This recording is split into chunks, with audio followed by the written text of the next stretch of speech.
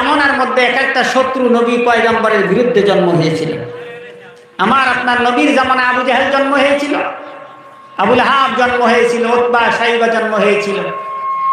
তারা যদিও কোরআনের সাথে বেয়াদবি করছে, কোরআনকে মুছে দিবার চেষ্টা করেছে, কোরআনকে দুনিয়ার থেকে শেষ করে দেওয়ার মতন প্ল্যান করেছিল, কিন্তু কোরআন কি শেষ হয়ে গেছে? কথা বলেন, কোরআন শেষ হয়ে গেছে? কোরআন আজও আছে, একটা নোক্তা পর্যন্ত পরিবর্তন হয় নাই। হয়েছে? একটা নোক্তা পর্যন্ত পরিবর্তন হয় নাই। কিয়ামত পর্যন্ত হবে? কথা বলেন, হবে? হবে না। এই কোরআন নাযিল করেছেন কে? সবাইকে বলতে হবে কে? আল্লাহ পাক নাযিল করেছেন। আর এই কোরআনকে হেফাজত করা, সংরক্ষণ করার দায়িত্ব আমার আল্লাহ গ্রহণ করেছেন। যিনি বলেন সুবহানাল্লাহ। এটা মানুষের হাতে দেওয়া হয় নাই। মানুষের যতই শত্রুতা করুক না কেন, কোরআন তার জায়গায় ঠিকই থাকবে, এটা আমার আল্লাহ ঠিক রাখবেন। সুবহানাল্লাহ। আল্লাহ পাক কোরআন শরীফের মধ্যে বলেন, ইন্না নাহনু নাযালনা যিকরা ওয়া ইন্না লাহু লাহাফিজুন। আমি আল্লাহ কোরআন শরীফ নাযিল করছি, আর এই কোরআন শরীফকে হেফাজত করে ঠিক রাখার দায়িত্ব আমি আল্লাহর কুদরতি হাতে গ্রহণ করছি। যারা বলেন সুবহানাল্লাহ। এটা মানুষে নষ্ট করতে পারবে না, যতই শত্রুতা করুক না কেন। দেখতেছেন না বর্তমান পৃথিবীর জমিনে কত নাস্তিক হয়ে গেছে, কোরআনের সাথে বেয়াদবি করতেছে। কোরআনের কোনো ক্ষতি হয়েছে? কথা বলেন, ক্ষতি হয়েছে? ইসলামের কোনো ক্ষতি হয়েছে? হবে না। আপনারা চিন্তা করবেন না, ওরকম টেনশন নেওয়ার কোনো দরকার নাই। আমার আল্লাহ হেফাজত করবেন কোরআন কারীমকে। কেমন করে হেফাজত করবেন আসেন বাস্তবে বুঝাই দিই। এই কোরআন যে কেমনে করে আল্লাহ হেফাজত করবেন এটা বাস্তবে প্রমাণ করে দিই। 1857 সাল, যারা মুরব্বী আছেন তারা জানেন, 1857 সালে এই ভারতবর্ষকে ইংরেজদের হাত থেকে ছিনায় নেওয়া হয়েছে, স্বাধীন করা হয়েছে। এ ভারতের মধ্যে ইংরেজদের রাজত্ব ছিল, পশ্চিমাদের রাজত্ব ছিল। তারা ইসলামকে মানত না, তারা ইসলামকে সমর্থন করত না, তারা ইসলামের ঘোর বিরোধিতা করত। তারা চেষ্টা করলো যাতে ভারতবর্ষের মধ্যে কোনো মুসলমান না থাকে। খুব খেয়াল করে শুনবে, কোনো মুসলমান যাতে ভারতের মধ্যে না থাকে। তাহলে কি করা যায়? তারা চেষ্টা করে পরামর্শ ভিত্তিক আলোচনা করলো যে ভারতের মধ্যে যতগুলা কোরআন শরীফ আছে এক জায়গায় করো, একটা জায়গায় করে সব কোরআন শরীফগুলা আগুন দেয়া জ্বালায় পুড়ে ছারখার করে দাও। নাউজুবিল্লাহ পড়বেন না সুবহানাল্লাহ পড়বেন? কি পড়বেন? তো সবাই পড়েন না কেন জোরে? নাউজুবিল্লাহি মিন যালিক। কোরআন শরীফকে জ্বালায় পুড়ে ছারখার করে দাও, তাহলে কোরআন শরীফও থাকবে না, মুসলমানও থাকবে না। বুদ্ধিটা ঠিক আছে না? কথা বলেন, ঠিক আছে না? ঠিক বুদ্ধি করল। তৎকালীন যুগের মুজাহিদ হযরত মাওলানা আবুল কালাম আজাদ তাদের সামনে চ্যালেঞ্জ করলেন। কি চ্যালেঞ্জ করলেন? তিনি বললেন, তোমরা পরামর্শ করছো ভারতের যতগুলা জায়গায় কোরআন আছে এক জায়গায় করবা, আগুন দিয়ে জ্বালায় করে ছারখার করে দিবে, মুসলমানের অস্তিত্ব শেষ করে দিবা। এটা তোমাদের পরামর্শ। আমি তোমাদের সঙ্গে চ্যালেঞ্জ করতে চাই, শুধু ভারতবর্ষের নয়, খালি ভারতের কোরআন নয়, তাম পৃথিবীর মধ্যে যতগুলা কোরআন শরীফ আছে সব কোরআন শরীফগুলো যদি এক জায়গায় জমা করো আর আগুন লাগায়া জ্বালায় পুড়ে ছারখার যদি করে দাও, আমি মাওলানা আবুল কালাম আজাদ তোমাদের সামনে চ্যালেঞ্জ করে ছেড়ে দিলাম, এই সারা বিশ্বের কোরআন শরীফ জ্বালায় পুড়ে ছারখার করে দিবে। আজকে এশার নামাজ পড়ে কোরআন শরীফ লেখা শুরু হবে, ফজরের সময় আসতে না আসতে, ফজরের ওয়াক্ত আসতে না আসতে হাজার হাজার লক্ষ লক্ষ কোরআন হাত দিয়ে লিখে দিবে। এমন লক্ষ লক্ষ কোরআনের হাফিজ আল্লাহ দুনিয়ায় সৃষ্টি করে দিয়েছে। নারায়ে তাকবীর! আওয়াজ করে নারায়ে তাকবীর! আছে না না আছে? কথা বলেন না কেন? আছে না না আছে? লক্ষ লক্ষ কোরআনের হাফিজ আছে, হাত দিয়ে কোরআন লিখে দেবে, একটা নোক্তা পর্যন্ত ভুল হবে না। সুবহানাল্লাহ বলো। এই কোরআনকে নষ্ট করার কারো ক্ষমতা আছে? কোরআনকে শেষ করে দেওয়ার মতন কারো ক্ষমতা আছে? কারো ক্ষমতা নেই। নিশ্চিন্তে থাকেন। এই কোরআন সেই কোরআন যে কোরআন আমার আল্লাহ আমার রাসূলের উপরে নাজিল করেছেন।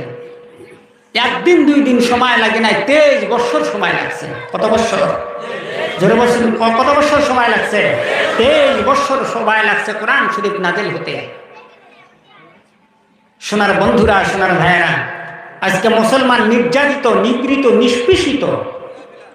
তার কারণটা কি? কোরআন আমাদের ঘরের মধ্যে নাই। যদিও ঘরের মধ্যে আছে, মাকড়সায় জাল দিছে, ধুলাবালু পড়ে গেছে, ময়লা পড়ে গেছে। কথা রাইট? কথা বলেন না কেন রাইট? 100 ভাগের 100 ভাগ রাইট কথা। প্রত্যেকটা বাড়িতে যায় দেখবেন কোরআন শরীফ আছে, থাকের মধ্যে ময়লা পড়ে গেছে, ধুলাবালু পড়ে গেছে।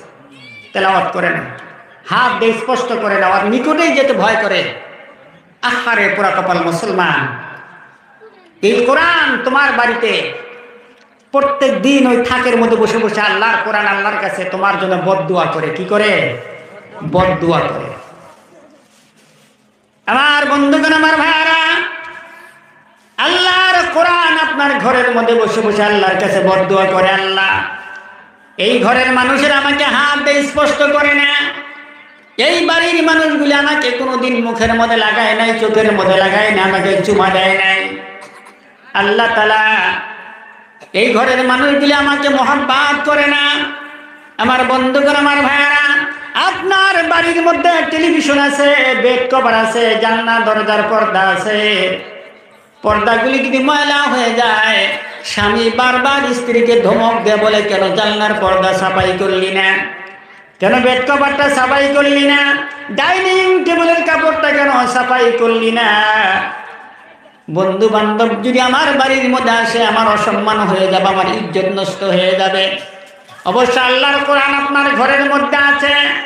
কোনদিন একজন স্বামী স্ত্রীকে ধমক দেয়, কথা বলে না, বিবি রে, আমার আল্লাহ পাকের কোরআন শরীফ আমার ঘরের মধ্যে আছে, ও বিবি, কোরআন শরীফের কাপড়টা ময়লা হয়ে গেছে, কেন সাফাই করলি না।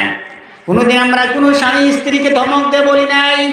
আল্লাহর কোরআন আপনার ঘরের মধ্যে বসে বসে আল্লাহর কাছে বদদুয়া করে, আল্লাহ তাআলা এই ঘরের মানুষগুলি আমাকে হাত দিয়ে স্পষ্ট করে না, এই ঘরের মানুষগুলি আমাকে কোনোদিন তেলাওয়াত করে না। ও আল্লাহ, এই ঘরের মধ্যে তোমার আকাশ থেকে তুমি গজব নাযিল করে দিও। জোরে কর নাউযুবিল্লাহ। আমার সোনার বন্ধু, সোনার ভাইরা, আল্লাহর কোরআনকে যদি আপনি বুকের সঙ্গে লাগান, আপনি যদি আল্লাহর কোরআনকে মুহাব্বত করেন, আপনাকে আল্লাহ সম্মান বাড়ায় দিবে, আল্লাহ পাক আপনার ইজ্জত বাড়ায় দিবে। আল্লাহ রাব্বুল আলামিন কোরআন শরীফকে ইজ্জত করলে আপনার সম্মান বাড়ায় দিবে। গালিবান বাশার হাফিজ রাহমাতুল্লাহ আলাইহি মদ করেছিলেন, মদ খাওয়ার জন্য বাশার হাফিজ যাইতেছে রাস্তা দিয়ে, বাদ্যযন্ত্র বাজে, যাইতে যাইতে যাইতে যাইতে রাস্তার মাঝ পথে এক টুকরা কাগজ দেখতে পেলেন। বাশার হাফিজ রাহমাতুল্লাহ আলাইহি কাগজের টুকরা টুকরা হাতের মধ্যে নিয়ে নিছে। বাশার হাফিজ কাগজের টুকরা টুকরা হাতের মধ্যে নিয়ে কি লেখা বুঝতেও পারে না, পড়তেও পারে না। বন্ধুদেরকে ডেকে ডেকে বলছে, সাথীরা, তোরা মদের আড্ডাখানায় যা, পুস্কটারের মধ্যে যা, আমি আজকে যাব না। বাশার হাফিজ রাহমাতুল্লাহ আলাইহি কাগজের টুকরাটা নিয়ে আবার চলতে চলতে মায়ের দরবারে চলে গেছে। ফিরে মায়ের দরবারে বাড়ির মধ্যে চলে গেছে। ডাক দিয়ে বলছে, মা গো, রাস্তার মাঝখানে চলতি অবস্থার মধ্যে এই কাগজের টুকরাটা পাইছি মা, দেখো তো মা, কাগজের টুকরার মধ্যে কার নাম লেখা। বাশার হাফিজ মা কাগজের টুকরা টুকরা হাতের মধ্যে নিয়ে চোখের পানিগুলি জার জার করে ছেড়ে দিয়েছে। কাগজের টুকরার মধ্যে লেখা আছে, বিসমিল্লাহির রহমানির রহিম। জোরে বলেন আল্লাহু আকবার। কাগজের টুকরার মধ্যে বিসমিল্লাহির রহমানির রহিম লেখা আছে। বাশার হাফিজ মা ডাক দিয়ে বলছে, বাবারে, কোন জায়গায় পাইলে এই কাগজের টুকরাটা? বাশার হাফিজ বলে, মা গো, রাস্তার মধ্যে চলতি অবস্থার মধ্যে মাঝ পথে পড়ে গেছি। ডাক দিয়ে বলছে, বাবারে, এই কাগজের টুকরার মধ্যে তোর প্রভুর নাম লেখা, তোর আল্লাহর নাম লেখা, তোর স্রষ্টার নাম লেখা, যেই প্রভু তোর দুনিয়ার মধ্যে সৃষ্টি করেছে। সুবহানাল্লাহ। তোর প্রভুর নাম, যেই প্রভু তোকে দুনিয়ার মধ্যে সৃষ্টি করেছে, ওই প্রভুর নাম কাগজের টুকরার মধ্যে আছে। বাশার হাফি রহমতুল্লাহ আলাইহি বলেন, মাগো আমার প্রভুর নাম যদি এই কাগজের টুকরার মধ্যে থাকে, এই কাগজের টুকরাটা কেমন করে সুন্দর করে রাখলে আমার আল্লাহ আমার উপরে খুশি হবে। মদ করছিলেন, 20 বছর পর্যন্ত মদ পান করছেন, হঠাৎ করে আল্লাহ মন পরিবর্তন করতেছেন। ডাক দিয়ে বললেন, মা এই কাগজের টুকরাটা কেমন করে রাখলে আমার আল্লাহ আমার উপরে খুশি হবে, আমার প্রভু আমার উপরে সন্তুষ্ট হবে। বাশার হাফির মা রহমতুল্লাহ, বাশার হাফি রহমতুল্লাহ আলাইহি কাগজের টুকরাটা মখমলের কাপড় দিয়ে পেঁচাইছেন, গোলাপ লাগাইছেন, আতর জাফরান লাগাইছেন। একটা কাগজের টুকরা গোলাপ জাফরান লাগাইয়া মখমলের কাপড় দিয়ে পেঁচাইয়া সারা রাত ভর মাথায় করে পাহারা দিয়েছে। এক পর্যায়ে যখন ঘুম চোখের মধ্যে এসে গেল, বালিশের কিনারায় মাথাটা লাগাই দিয়েছে। হঠাৎ করে স্বপ্নে দেখে খেয়ে যেন ডেকে ডেকে বলছে, রে এই বাশার, রাস্তার মাঝ পথে আমার এক টুকরা নাম পাইয়া এত সম্মান করলি, এত ইজ্জত করলি রে বাশার, তুমি যে সারা জীবন মদ পান করেছিলে, আজকে আমার নামকে সম্মান করার কারণে, আমার নামকে ইজ্জত করার কারণে, আমি আল্লাহকে এত মোহাব্বত করার কারণে তুমি বাশারের সারা জিন্দেগির মদ করে গুনাহকে আমি আল্লাহ রব্বুল আলামিন মাফ করে দিয়ে তোমার নামটা আরশ মহল্লার মধ্যে বিশেষ বিশেষ ওলি আল্লাহদের নাম লেখা আছে। ওই ওলি আল্লাহদের মাঝ পথের মধ্যে তুমি বাশারের নামটাও ওলি আল্লাহর দপ্তরের মধ্যে আমি আল্লাহ লিখে দিলাম। জোরে বলেন সুবহানাল্লাহ। কি সম্মান করেছিলেন? জোরে বলেন, কি সম্মান করেছিলেন? কোরআনকে সম্মান করেছিলেন, কোরআনকে ইজ্জত করেছিলেন। প্রিয় ভাই সাহেব, এই কোরআন আজকে আমার বাড়িতে আছে, আপনার বাড়িতে আছে, কিন্তু কোরআনের সাথে কোনো সম্পর্ক নাই। বর্তমান যুগের মুসলমান সূরা ফাতিহা পর্যন্ত জানে না, ওযু গোসলের ফরজ পর্যন্ত জানে না। কথা বলেন ঠিক না ঠিক? ওযুর ফরজ জানি না, গোসলের ফরজ জানি না, কোরআন শরীফের একটা সূরাও বলতে পারবো না। আমার বন্ধুগণ, আল্লাহর নবী হাদিস শরীফের মধ্যে বলেন, আমার মনের মধ্যে সন্দেহ হয় এমন একটা সময় চলে আসবে, যেই সময়ের মধ্যে আমার উম্মতের মধ্যে শুধু কোরআন শরীফ হুরুফ লেখা থাকবে, কিতাবের মধ্যেই লেখা থাকবে, কোরআন শরীফের মধ্যে কোরআন শরীফের তেলাওয়াতকারী দুনিয়ার মধ্যে থাকবে না। কোরআন শরীফ তেলাওয়াতকারী পাওয়া যাবে না। আল্লাহর নবী বলেন, এমন একটা সময় চলে আসবে, লা ইয়াবকা মিনাল ইসলামি ইল্লা ইসমুহু, মুসলমান শুধু নাম কেউ আসতে থাকবে, ভিতরে মুসলমানিত্ব খুঁজে পাওয়া যাবে না।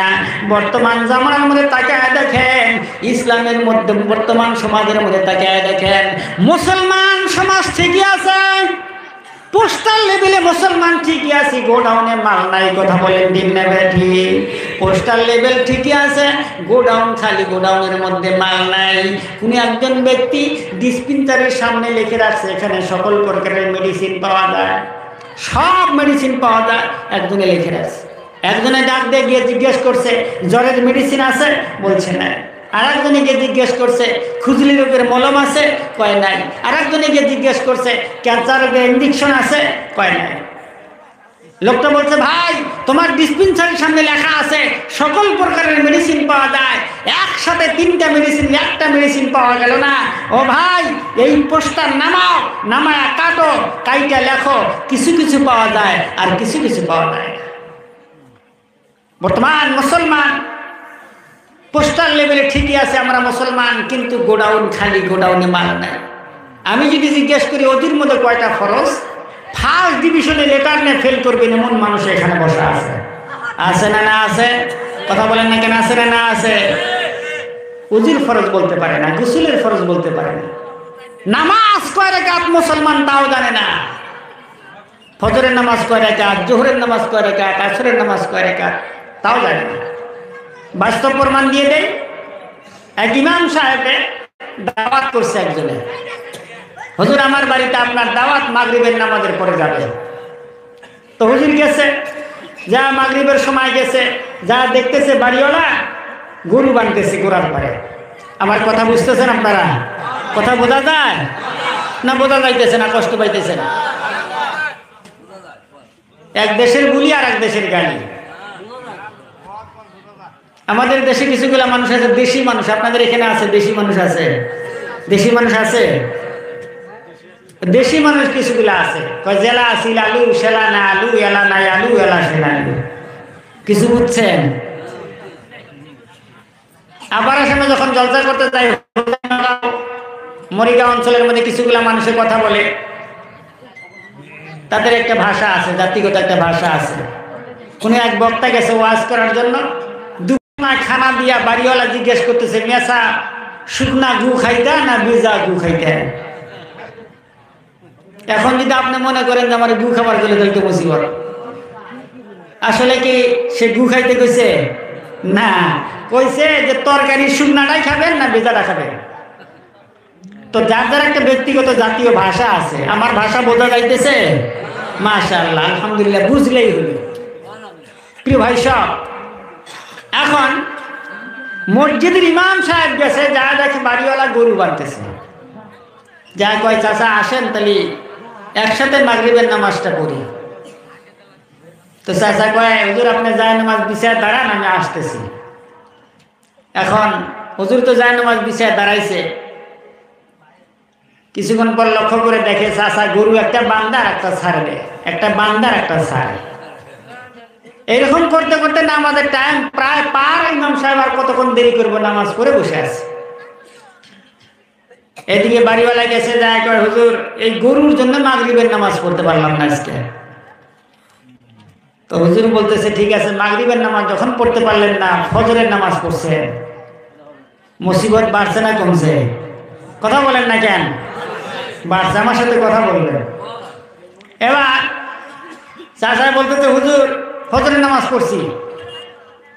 কয় রাকাত পড়ছে? বিপদ হয়েছে না?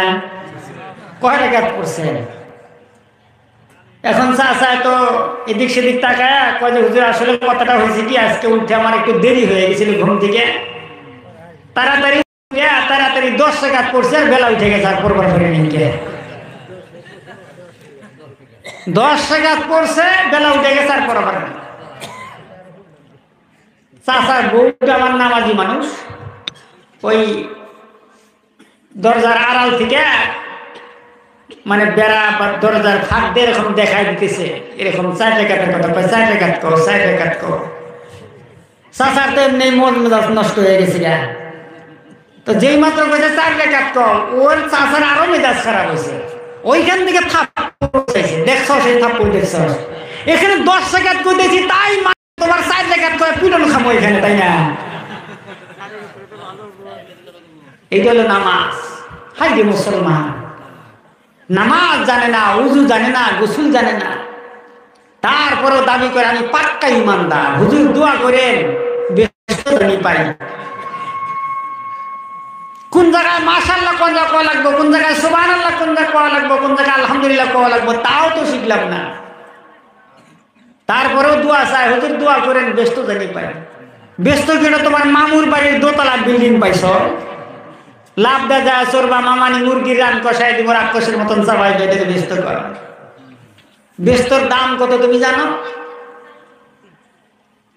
আমার নবী হাদিস শরীফের মধ্যে বলেন, তাম পৃথিবী যদি কয়েক কোটি বার বিক্রি করা যায়, আল্লাহর জান্নাতের একটা চৌখাটের মূল্য দেওয়া যাবে না। সুবহানাল্লাহ। এত দামি ব্যস্তটা আল্লাহ তোমারে দিব, তুমি সুবহানাল্লাহ কোন জায়গায় পড়া লাগে তাই জানো না, মাশাআল্লাহ কোন জায়গায় কোয়া লাগে তাও জানে না। একবার ক্ষেতের আলটা আইটে গেতেছে, যাওয়ার সময় আসার পরে দাঁত ভাঙ্গা রক্ত বাড়ায় কয় মাশাআল্লাহ ভালো হয়েছে। উনি কি মাশাআল্লাহ করার জায়গা?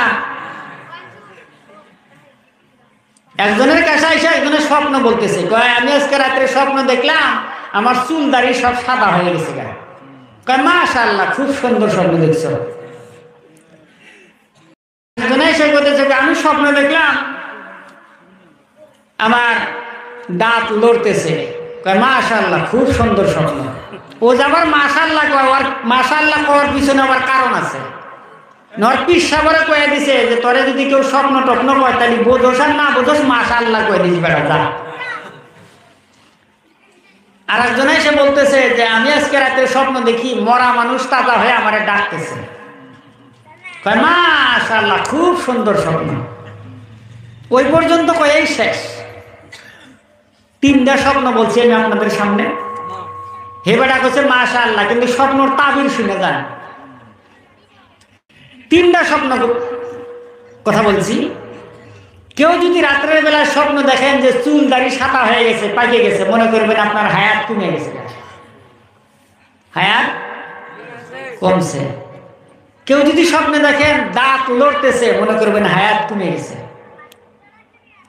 কেউ যদি স্বপ্নে দেখেন মরা মানুষ তাজা হয়ে আপনাকে ডাকতেছে, মনে করবেন আপনার হায়াত একবারে কমে গেছে। স্বপ্নের মধ্যে হ্যাঁ হায়াত কমে আরো বেটা কয় মাশাআল্লাহ। এটা কি মাশাআল্লাহ করার জায়গা? প্রিয় ভাই সব, দুনিয়াটা ছাড়তে হবে। চিরদিন দুনিয়ায় কেউ থাকবো না। সকলের একদিন দুনিয়ার থেকে বিদায় নিয়ে চলে যেতে হবে। আমরা যেভাবে চলতেছি এইভাবেই যদি চলেন, নিজের মধ্যে যদি পরিবর্তন না আনেন, একদিন আফসোস করবেন, আকাঙ্ক্ষা করবেন আল্লাহ তাআলা। আমার একই গ্রামে বাস করতাম, 5 ওয়াক্ত নামাজ পড়তো, একই সঙ্গে কাজ করতাম, টাইমলি নামাজ পড়তো, উযু গোসল করতো, পাক পবিত্রভাবে থাকতো। আজকে জান্নাতের মধ্যে কত সুখ উপভোগ করতেছে, আর আমি জাহান্নামের আগুনে জ্বলতেছি। আফসোস করবেন। মানুষগুলি আফসোস করতে করতে আঙ্গুল কামড়াবে, হাত কামড়ায় শেষ করে ফেলবে, আফসোসের কোনো দাম থাকবে না। আমার সোনার বন্ধুগণ, সোনার ভাইরা, হযরত ইমাম গাজ্জালী রাহমাতুল্লাহ আলাইহি তেনার কিতাবের মধ্যে একটা ঘটনা লিখেছেন। ঘটনা এমন সুন্দর করে বলেছেন, খুব খেয়াল করে শুনবেন। হযরত ইমাম গাজ্জালী রাহমাতুল্লাহ আলাইহি বলেন, কোন একজন মানুষ একটা রাস্তা দিয়ে যাইতেছে, জঙ্গলের সরু পথ, এমন রাস্তা দিয়ে যায়, পিছনে পিছনে বিশাল বড় একটা বাঘ তাকে তাড়া করে নিয়ে যাইতেছে। একটা বাঘ তাকে তাড়ায় নিয়ে যাইতেছে। লোকটা মনে মনে চিন্তা করলো, আজ তো মানুষটা বাঘের হাতের মধ্যে জীবন দেওয়ার চাইতে এই জঙ্গলের মধ্যে দেখি কোথাও কোনো বাঁচার বুদ্ধি পাওয়া যায় নাকি। লোকটা যাইতে যাইতে যাইতে যাইতে সম্মুখে একটা পানিবিহীন বিরান একটা কুয়া দেখতে পারলো। এমন কুয়া দেখতে পারলো, কুয়ার মধ্যে পানির কোনো ব্যবস্থা নাই, বিরান হয়ে গেছে। অনেক দিন পর্যন্ত কুয়াটা ময়লা পড়ে আছে। লোকটা মনে মনে ভাবলো, আজ তো মানুষটা বাঘের হাতের মধ্যে জীবন দেওয়ার চাইতে কুয়ার মধ্যে পড়েই জীবনটা শেষ করে দেয়। এই লোকটা কুয়ার মধ্যে ঝাঁপ দিল। যেই মাত্র কুয়ার মধ্যে লোকটা ঝাঁপ দিয়েছে, লক্ষ্য করে নিচের দিকে তাকায় দেখে বিশাল বড় একটা সাপ তার দিকে তাকায় আছে। সাপ হাঁ করে আছে, পড়ার সাথে সাথেই গ্রাস করবে। এবার লোকটা আরো পেরেশানি হয়ে গেল, কুয়ার মধ্যে পড়লেই তো আমার জীবন শেষ হয়ে যাবে, বাঁচার মতন কোনো রাস্তা নাই। ওই মানুষটা চিন্তা ভাবনা করিয়া উপায়ন্ত না পাইয়া লক্ষ্য করে দেখে কুয়ার উপরের থেকে নিচ পর্যন্ত একটা রশি ঝুলানো আছে, একটা রশি ঝুলানো আছে। ওই লোকটা হঠাৎ করে রশিটা টান দিয়ে ধরে ঝুলে পড়লো। যেই মাত্র রশি ধরে ঝুলে পড়লো, লোকটার মনটা শান্তি পাইল। উপরে বাঘ বসে আছে, নিচে সাপ তাকায় আছে, রশি ধরে লোকটা ঝুলে পড়লো। মনে মনে চিন্তা করলো, হয়তো কিছু সময় বাঁচার মতন একটা রাস্তা পেয়ে গেছি। কথা বলেন ঠিক না ঠিক? কিছু সময় বাঁচার জন্য একটা রাস্তা পেয়ে গেলাম। এবার লোকটা যখন রশি ধরে ঝুলে পড়ল, উপরের দিকে লক্ষ্য করে দেখে দুইটা ইন্দুর। কি? দুইটা ইন্দুর, একটা কালো রঙের ইন্দুর আর একটা সাদা রঙের ইন্দুর। দুইটা ইন্দুর মিলে ওই রশিটা দাঁত দেয় কেটে কেটে কেটে কেটে প্রায় শেষ করে দিচ্ছে। বাঁচার রাস্তা আছে? দাঁত দিয়ে ইন্দুর রশি কাটতেছে, কাটতে কাটতে প্রায় শেষ অবস্থার মধ্যে এই লোকটা আরো পেরেশানি হয়ে গেল। এত যতক্ষণ পর্যন্ত বাঁচার একটা রাস্তা ছিল, এই যে রশিটা কাটতেছে, রশিটা কাটা মাত্রই তো আমি কুয়ার মধ্যে পড়ে যাব, সাপ আমাকে গ্রাস করে ফেলবে। এই চিন্তা ভাবনা করতে করতে হঠাৎ করে লক্ষ্য করে দেখে কুয়ার সাইডে একটা ফলের গাছ আছে। ওই গাছের মধ্যে একটা ফল সুন্দর করে ধরে পেকে আছে। ওই লোকটা ফট করে ফলটা হাত দিয়ে ছিঁড়ে নিল। হাত দিয়ে ছিঁড়ে নেওয়ার পর লোকটা যখন ফলটা খেয়ে ফেললো, উপরে সাপের কথা, উপরে বাঘের কথা মন থেকে হারায় গেছে। উপরে বাঘ বসে আছে, মন থেকে হারায় গেল। নিচে সাপ তার দিকে তাকায় আছে, মন থেকে হারায় গেল। ইন্দুর দুইটা, কালো রঙের ইন্দুর সাদা রঙের ইন্দুর মিলে যে রশি কাটতেছে, মন থেকে হারায় গেল। এবার মন থেকে হারা যাওয়ার পর লোকটা এমন ভাবে মন থেকে সবকিছু ভুলে গেল, আর কিছুই মনে রইল না। ইমামে গাজ্জালী রাহমাতুল্লাহ আলাইহি বলেন, দুনিয়ার মুসলমান ওই মানুষটা দুনিয়ার অন্য কোনো মানুষ নয়, ওই মানুষটাই হলে তুমি। ওই মানুষটা নিজে তুমি। তুমি যে এই যে দুনিয়া নামক জঙ্গলের রাস্তা দিয়ে চলতেছ, তোমার পিছনে পিছনে মালাকাল মউত বাঘের আকৃতি করে তোমার পিছনে পিছনে তাড়ায় নিয়ে যাইতেছে। কথা বলেন ঠিক না ঠিক? তোমার পিছনে পিছনে মউত তোমাকে গ্রাস করার জন্য, তোমাকে আক্রমণ করার জন্য মউত তোমার পিছনে পিছনে দৌড়াইতেছে। কবর তোমার সামনে আছে, কবরের মধ্যে সাপ বিচ্ছু তোমার দিকে তাকিয়ে আছে। এবার তুমি যে চলতেছ, ওই যে রশি, যে রশিটার উদাহরণ দেওয়া হয়েছে, তুমি যে হায়াতে জিন্দেগির মধ্যে ঝুলতেছো, এই হায়াতে জিন্দেগিটাই হলো ওই রশিটা। এবার তোমার হায়াতে জিন্দেগি, রাত একটা ইন্দুর নামক উদাহরণ দেওয়া হয়েছে, দিনকে একটা সাদা রঙের ইন্দুর নামক উদাহরণ দেওয়া হয়েছে। তোমার হায়াতে জিন্দেগিটা রাত আর দিন মিলে, দুইটা মিলে কেটে কেটে কেটে কেটে প্রায় তোমার হায়াতে জিন্দেগি শেষ করে দিচ্ছে। বন্ধুরা আমার, সোনার ময়নারা, এবার দুনিয়া নামক ফল যদি যখন তুমি ভক্ষণ করলা, দুনিয়া যখন তুমি গ্রাস করে নিলা, তোমার মউতের কথাও মন থেকে ভুলে গেছো, কবরের কথাও মন থেকে ভুলে গেছো। এবার তোমার হায়াত জিন্দেগি শেষ হইতেছে, এটাও তোমার মন থেকে হারায় গেছে। কারণ দুনিয়ার লোভে যখন মানুষ পড়ে, দুনিয়ার লোভ সব কিছুকে ভুলে দেয়।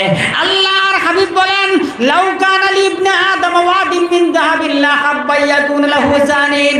এই পৃথিবীর জমিনের মধ্যে কোন একটা আদম সন্তানকে যদি একটা মাঠ ভরে সোনা দেওয়া যায়, ওই ব্যক্তি বলবে, আল্লাহ এরকম একটা মাঠ ভরা সোনা যদি আমাকে দেওয়া হইতো। আমার আল্লাহর নবী বলেন, আর একটা মাঠ ভরে যদি সোনা দেওয়া যাইতো, ওই লোকটা বলতো, আল্লাহ এরকম আর একটা মাঠ ভরা সোনা যদি আমাকে দেওয়া হইতো। আমার আল্লাহর নবী বলেন, ওয়ালা ইয়ামলাউ জুফি ইবনে আদম ইল্লা তুরাব। যতক্ষণ পর্যন্ত আদম সন্তান কবরে যায় নাই, কবরের মাটি ছাড়া আদম সন্তানের পেট ভরার মতন কোনো বস্তু নাই। জোরে জোরে বলেন সুবহানাল্লাহ।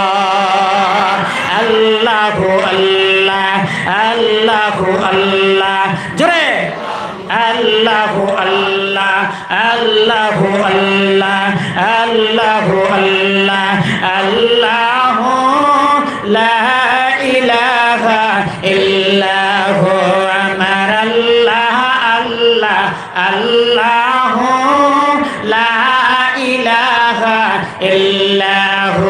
জোরে আল্লাহ, আল্লাহ, আল্লাহু লা ইলাহা ইল্লাহু।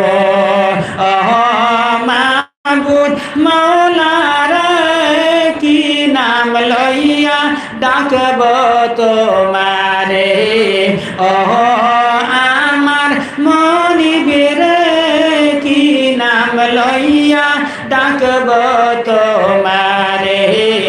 আল্লাহু আল্লাহ, আল্লাহু আল্লাহ, আল্লাহু লা ইলাহা ইল্লাহু। এক ডেকে ইব্রাহিম নবী নমরুদের গুণ গফলছে আমরা শুনেছি। এক ডেকেছেন ইব্রাহিম নবী নমরুদের গুণ গফলছে আমরা শুনেছি। আগুন হইল ফুল বাগিচা, আগুন হইল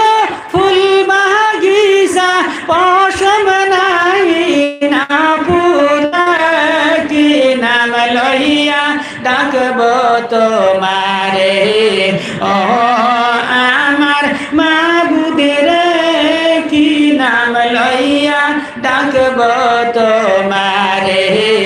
আল্লাহু আল্লাহ আল্লাহু আল্লাহ আল্লাহু আল্লাহ আল্লাহু লা ইলাহা ইল্লাহু লা ইলাহা ইল্লাল্লাহু মুহাম্মাদুর রাসূলুল্লাহ সাল্লাল্লাহু আলাইহি ওয়াসাল্লাম।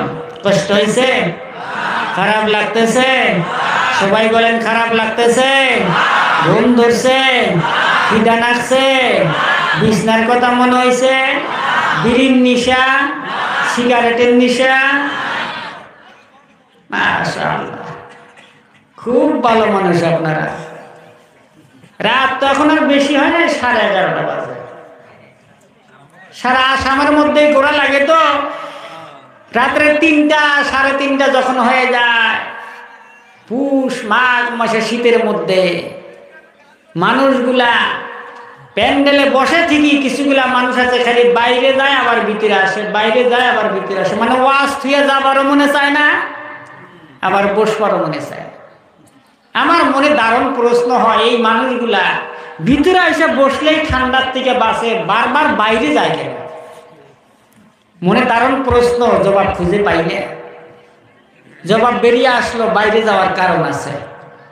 কারণটা হলো, অনেক সময় যখন বসে শয়তান মাঝে মাঝে খোঁচা দেয়। অনেক সময় থেকে বসছস, বাইরে যা, 2 টান মাইরা শরীরটা গরম হবে। কথা বলেন না কেন? কথা বলেন না কেন? টানাটানি করার মানুষ আছে না না আছে? কথা বলেন আছে না না আছে? টানাটানি করার মানুষ নাই? কিছুগুলা মানুষ আছে দেখবেন, রাত্রের বেলায় ঘুমায়, সকালবেলা ঘুম থেকে উঠে টান না দিলে গোডাউন ক্লিয়ার হয় না। কথা রাইট? এই যুবকরা রাইট? রাইট। টান না দিলে গোডাউন ক্লিয়ার হয়। ঘুম থেকে উঠেই দেখবেন এক হাতে বদনা নিছে আর এক হাতে বম্বু লাগাইছে। অফিস রুমের মধ্যে যায় ঢুকলো, পেশাবও করে, পায়খানাও করে, বিড়িও টানে, 3 কাম একসাথে স্টার্ট দিছে। আছে না না আছে? আছে না না আছে? 3 কাম একসাথে স্টার্ট দিছে। একজন আইসা কয়, হুজুর বিড়ি খাওয়ার দোয়া কি? কইলাম তোর বাপরে জিজ্ঞেস কর। বিড়ি খাওয়ার বলে আমার দোয়া আছে? কয় আমি আর হুজুরের কাছে জিজ্ঞেস করছিলাম, হুজুর আমাকে দোয়া কয়ে দিছে। কি দোয়া কইছে? কয় হুজুর আমাকে দোয়া কয়ে দিল, আল্লাহুম্মা বারিক লানা ফিমা বিড়িটা না। কোন বিড়ি খাওয়ারও আবার দোয়া বানাইছে? হাই রে মুসলমান! তো এরকম টানাটানি করার মানুষ নাই? আমার মনে দারুণ প্রশ্ন, যারা এরকম টানাটানি করে, টানাটানি বোঝেন তো? বুঝতেছেন তো? যারা এরকম করে টানাটানি করে, তাদের বেগমটা খুব ভালো মানুষ। বেগম বোঝেননি? বেগম বুঝেন? আপনারা কি কন? কন স্ত্রী কন আর বাড়িওয়ালা কন আর বই কন আর বউ কন আর হোম মিনিস্টার কন, একটাই কথা ঠিক? একটাই, দুইটা দুইটা। আর গেদার মাও কন আর গেদির মাও কন, যাই কন না কেন আপনি বুঝলে গেল। আর কেড়ে কেড়ে কন গা, কেড়ে কেড়ে কনে না কন?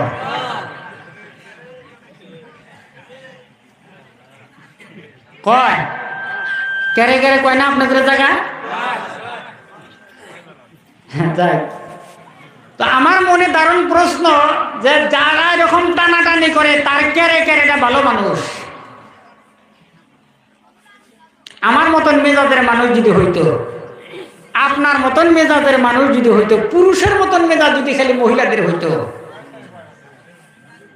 তা না হইলে আমার মনে দারুণ প্রশ্ন হয় যে পুরুষের যা মেজাজ, পুরুষের যদি খালি গর্ভধারণের ব্যবস্থা থাকতো, মানে ডেলিভারি হওয়ার ব্যবস্থা থাকতো, তাইলে বাচ্চা হওয়ার সাথে সাথেই ঠ্যাং ধরে মারতো একটা আশা, পেটের মধ্যে থাইকে এত গুতাগুতি কেন করছিনি? কথা বলেন না কেন? পুরুষের যা মেজাজ, আমগরের যা মেজাজ। প্রিয় ভাই সব, তা না হলে যারা এরকম টানাটানি করে তার মুখ দিয়ে যে বাসনা করে, কথা বলেন ঠিক কিনা? আজমল কোম্পানির আতর ফেল, পাড়া পাড়া গন্ধ। কথা বলেন সত্য না মিথ্যা? পাড়া পাড়া গন্ধ, ওর মুখ দিয়া গন্ধ, কাপড় দিয়া গন্ধ, যে রাস্তা দিয়া যায় রাস্তাটা দুর্গন্ধ, যে বিছনায় ঘুমায় বিছনাটা দুর্গন্ধ, কম্বলটা দুর্গন্ধ, বালিশটাও দুর্গন্ধ। এইরকম দুর্গন্ধ কম্বলের নিচে যে তোমার বউ একসাথে তোমার সাথে ঘুমায়, তোমার কপাল ভালো, তোমার নসিব ভালো। পুরুষের মতন মেজাজ হইলে জাগার বাড়ি ছাড়া কপালে কিছু ছিল না। কথা বলেন না কেন? এত কষ্ট দাও তুমি তোমার স্ত্রী, আল্লাহর সামনে হাসরের ময়দানে মামলা দায়ের করবো, আল্লাহ এই মানুষটা আমার দারুণ কষ্ট দিছে, জবাব দিতে পারবা না। বাজে অভ্যাস ছেড়ে দাও, ক্যান্সারের থেকে বেঁচে যাবো। সুবহানাল্লাহ কন। বাজে অভ্যাস ছেড়ে দাও, বিবি বিধবা হবো না, ছেলে মেয়ে এতিম হবো না। অযথায় মানুষটা টলটলা মানুষটা ভিতরে কলজা মাইটা পয়সা শেষ। কথা বলেন ঠিক না বেটি? এগুলা ছেড়ে দাও ভাই, এখনো সময় আছে। তোমার মতন অনেকজনই ক্যান্সার হইয়া টাটকা মানুষ কবরে যাইতেছে। আল্লাহ আমাদেরকে বোঝার তৌফিক দিন, জোরে করে আমিন। আল্লাহ মা জাতিকে ধৈর্য দিয়েছেন, আলহামদুলিল্লাহ পড়েন। কি ধৈর্য দিয়েছেন আল্লাহ মা জাতিকে, কি সবর দিয়েছেন। মা জাতিকে আল্লাহ রহমত করে দুনিয়ার মধ্যে পাঠিয়েছেন। সুবহানাল্লাহ, সুবহানাল্লাহ। আমার বন্ধুগণ, আমার ভাইয়ারা, মায়ের সম্পর্কে আমার আপনার নবী হাদিস শরীফের মধ্যে এত সুন্দর কথা বলে গেলেন। নারী জাতিকে সম্মান করবেন, নারী জাতিকে ইজ্জত করবেন, নারী জাতিকে আদর করবেন। আমার বন্ধুগণ, আমার ভাইয়ারা, আল্লাহর হাবিব বলেন আমার কাছে তিনটা বস্তু প্রিয়। এক নাম্বার হলো নামাজ, জোরে কোন সুবহানাল্লাহ। দ্বিতীয় নাম্বার হলো সুগন্ধি, আমার কাছে প্রিয়। তিন নাম্বার হলো স্ত্রী। নারী জাতি হলো আমার কাছে সৌন্দর্য, আমার কাছে সবচেয়ে সম্মানের বস্তু। আমার বন্ধুগণ, আমার ভাইরা, আল্লাহ রাব্বুল আলামিন নারী জাতিকে ধৈর্য দিয়েছেন। বিজ্ঞান আবিষ্কার করে দিল, মায়ের পেটের মধ্যে যে জায়গার মধ্যে সন্তানটা থাকে ওই জায়গাটা 10 ইঞ্চি লম্বা। যদি কোন কয় ইঞ্চি লম্বা? 10 ইঞ্চি লম্বা। ও যুবকরা, কান লাগায়া শুনে না, কয়েসকে ভালো করে শুনে না মুসলমানের দল। ও আমার মুসলমান ভাইরা, যেই জায়গার মধ্যে সন্তান মায়ের গর্ভের মধ্যে থাকে ওই জায়গাটা 10 ইঞ্চি লম্বা। এই 10 ইঞ্চি লম্বা জায়গার মধ্যে আল্লাহ রাব্বুল আলামিন মানুষ থাকার ব্যবস্থা করে দিলেন। একটা কমপ্লিট একটা মানুষ ওখানে কমপ্লিট করে দিলেন। আমার বন্ধুগণ, বিজ্ঞান বলে দিল এই বাচ্চাটা যখন 12 ইঞ্চি লম্বা হয়ে যায়, মা জননীর কলিজার সঙ্গে সন্তানের পায়ের আঙ্গুল নিয়ে কলিজার নিচে সেট করে দেওয়া হয়। যেরকম সুবহানাল্লাহ। এই পায়ের আঙ্গুলটা নিয়ে মার কলিজার নিচে সেট করে দেয়। বিজ্ঞান বলল এই বাচ্চাটা যখন 15 ইঞ্চি লম্বা হয়, মার কলিজা 5 ইঞ্চি উপরে উঠে যায়। সন্তান জন্ম নেওয়ার আগ পর্যন্ত দীর্ঘ 8 থেকে 9 মাস পর্যন্ত, 8 থেকে 9 মাস পর্যন্ত এই বাচ্চাটা মায়ের পেটের মধ্যে লড়াচড়া করে। প্রিয় ভাই সব, প্রিয় বন্ধুরা, বাচ্চাটা মায়ের পেটের মধ্যে লড়াচড়া করে। বিজ্ঞান বলল বন্ধুরে, একটা সন্তান জন্মের আগ পর্যন্ত মায়ের গর্ভের মধ্যে, একটা সন্তান মার জন্মের আগ পর্যন্ত মায়ের গর্ভের মধ্যে যতদিন থাকে ওই সন্তানটা মার কলিজার মধ্যে একবার নয়, দুইবার নয়, 4500 বার কলিজার মধ্যে লাথি মারে। যেরকম সুবহানাল্লাহ। কতবার?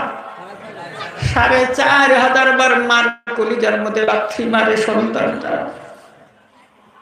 সবচেয়ে বেশি আঘাত যেই লাথিটা মারে, জন্মের আগে যেই লাথিটা মারা হয় সন্তান জন্ম নেওয়ার আগ পর্যন্ত যে লাথিটা মেরে দেয়, শেষবারের মধ্যে লাথিটা খাওয়ার পরে মার কলিজাটা ছিন্ন ভিন্ন হয়ে যায়। মায়ের গর্ভের থেকে 2 থেকে 2.5 কেজি রক্ত মাটির মধ্যে লাল হয়ে যায়। সুবহানাল্লাহ। বিজ্ঞান বলল, শোনা রে, যেই লাথিগুলা মার কলিজার মধ্যে সন্তানটা মেরে দিল, এই লাথি 4,500 লাথির মধ্যে যদি একটা লাথি কোন সন্তান যদি পৃথিবীর কোন বাবার কলিজার মধ্যে মেরে দিত, বাবার সাথে সাথে মৃত্যুবরণ করে কবরে যাওয়া লাগতো। প্রশ্ন করা হলো, একটা লাথি মারলে পরে যদি বাবা কবরে যাওয়া লাগে, মা জননী 4,500 লাথি খেয়ে কেমন করে দুনিয়ার মধ্যে বেঁচে থাকলো? জবাব দেওয়া হলো, বন্ধু, আল্লাহ পাকের বিধান দেখো, আল্লাহ পাকের কুদরত দেখো। আল্লাহ পাকের কুদরত কত সুন্দর। আল্লাহ পাক এমন ব্যবস্থা করে দিলেন, যেই সন্তানটা মার কলিজার মধ্যে বেশি বেশি করে লাথি মারে, যেই সন্তানটা মার কলিজার মধ্যে বেশি বেশি করে আঘাত করেছে, জন্মের পরে আল্লাহ রব্বুল আলামিন এমন সিস্টেম করে দিলেন, জন্মের পরে মা জননী ওই সন্তানটাকে বেশি বেশি করে মোহাব্বত করে। সুবহানাল্লাহ।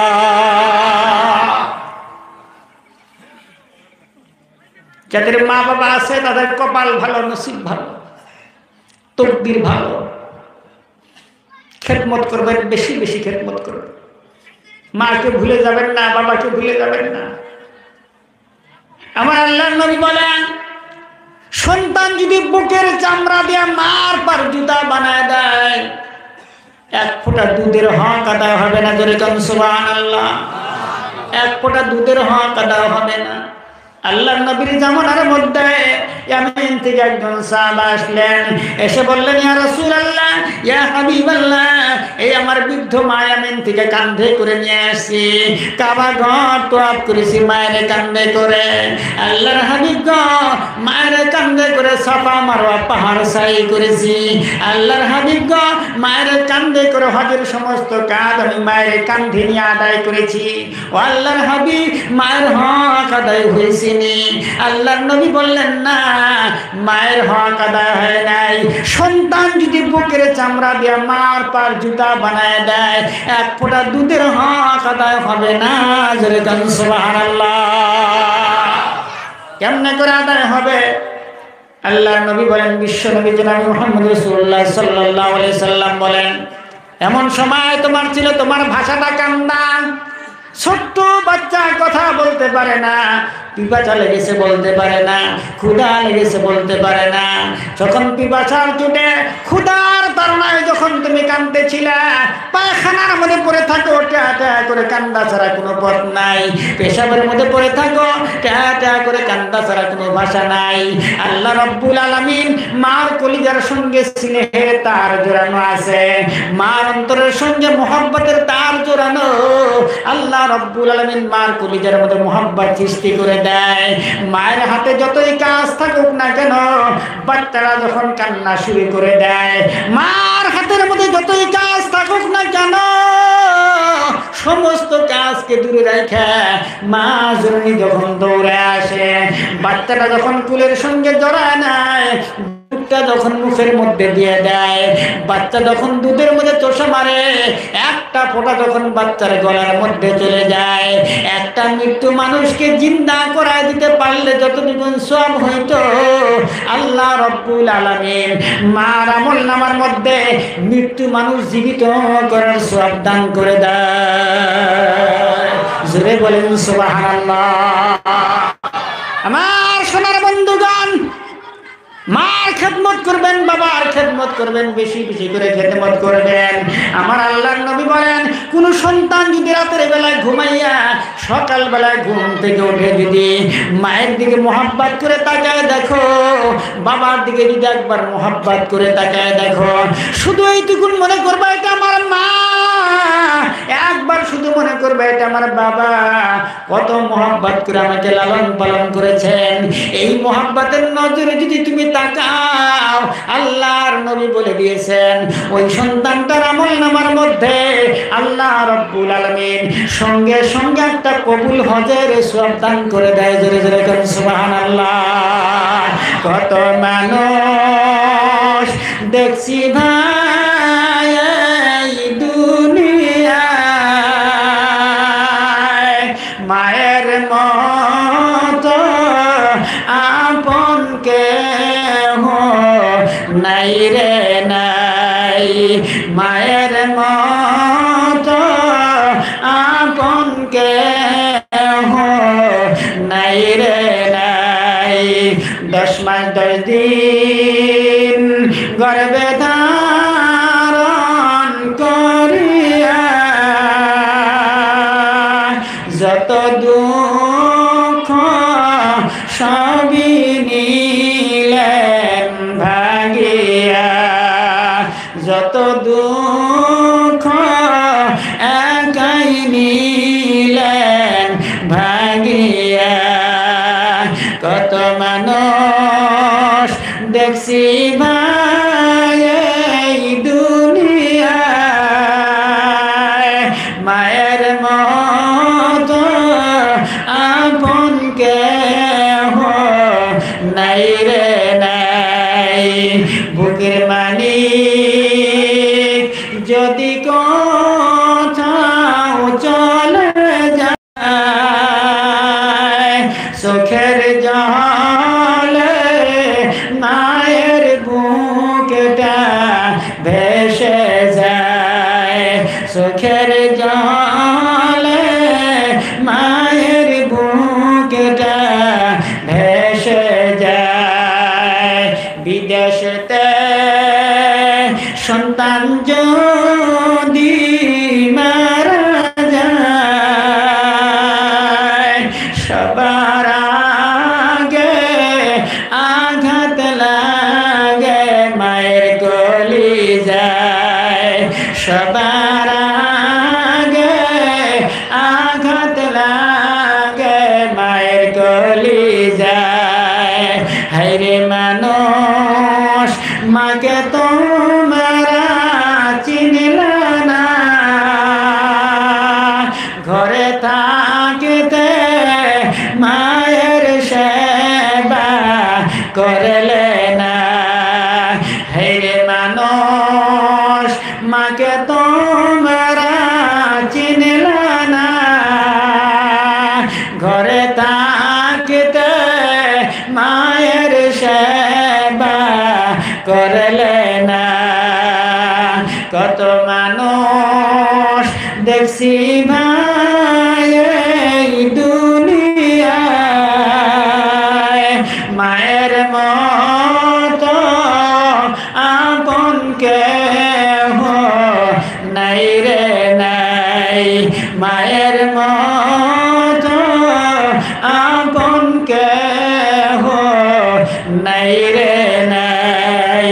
লা ইলাহা ইল্লাল্লাহ, জোরে লা ইলাহা ইল্লাল্লাহ, লা ইলাহা ইল্লাল্লাহ, জোরে লা ইলাহা ইল্লাল্লাহ, লা ইলাহা ইল্লাল্লাহ, জোরে লা ইলাহা লা ইলাহা ইল্লাল্লাহ মুহাম্মাদুর রাসূলুল্লাহ সাল্লাল্লাহু আলাইহি ওয়াসাল্লাম।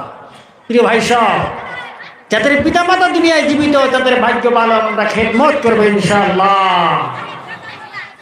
এবার আসেন, বর্তমান জামানার মধ্যে আমরা যেভাবে চলতেছি, আমাদের এই চলনকে, আমাদের চরিত্রকে আমরা পরিবর্তন করার চেষ্টা করব বলি ইনশাআল্লাহ।